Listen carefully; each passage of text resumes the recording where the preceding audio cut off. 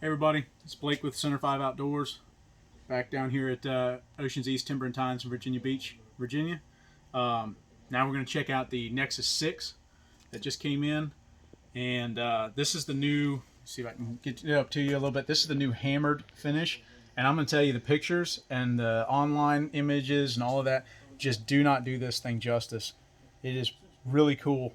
I've honestly never seen a bow finish like that before, where it's got the textured, it looks exactly like what you would imagine a hammered finish to be. It really is pretty sweet. Anyway, so this is the 6, and so it's a 36-inch axle. It's going to have a 6.5-inch brace height. Yep, 6.5. So the 4 and the 2 are both 6 inches, and the brace height on the 6 is 6.5. This one's a little bit slower than the 4. This one comes in at 331 feet per second IBO. It's going to be slightly more geared towards the 3D and target side of things, but still a viable hunting option if you wanted an all-around do-all bow. I really feel like this is a great option. You might get a little bound up in a ground blind or something like that, but I really don't think that you'd have any issues for most applications. I mean, I hunt with a CT5 out of a tree stand, no problem. I carried it in the backcountry of Colorado for 35 miles across a week. Didn't bother me. You know, it's all in what you want, all in what's comfortable for you. So if the 6 holds for you, then the 6 is money for you.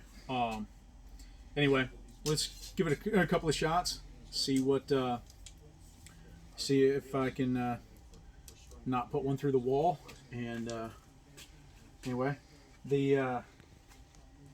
again, this bow is bare bow. There's nothing on it.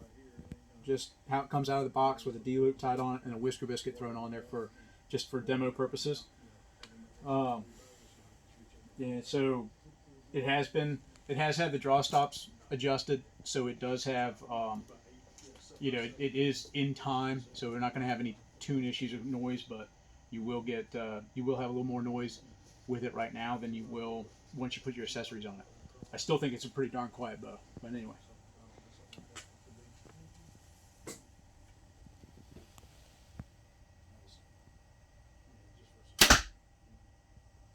So the draw cycle on this one, I think, is probably the smoothest out of all of them, out of between the 2 and the 4, and then the 6. I think this is just butter.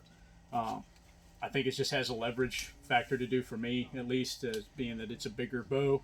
It's a little easier for me to come back to full draw.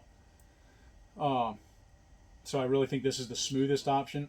I still think I personally like the 4 the best for its overall purposes. Plus, I'm looking more for a hunting bow. I don't need a 3D bow right now, but if I wanted one bow to do it all, my eyes would definitely be on this one. But anyway, I'll slow this draw cycle down for you. When it rolls into the back wall, I mean, that back wall is solid. These are cable stops, but I mean, honestly, I've shot limb stops that weren't as solid as this. They're rock solid.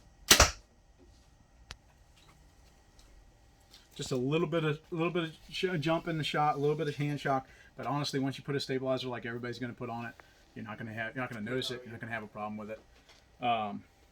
Anyway, trying to think if there was anything else. I'll tell you what, you guys have got to go in and try these out. You got to go get to your Prime dealer, get them to set one up for you, let them try it out, and I really think you'll fall in love with it. If you have any questions, feel free to comment below, hit us up, and I appreciate you watching. Thanks for hanging around. Take care.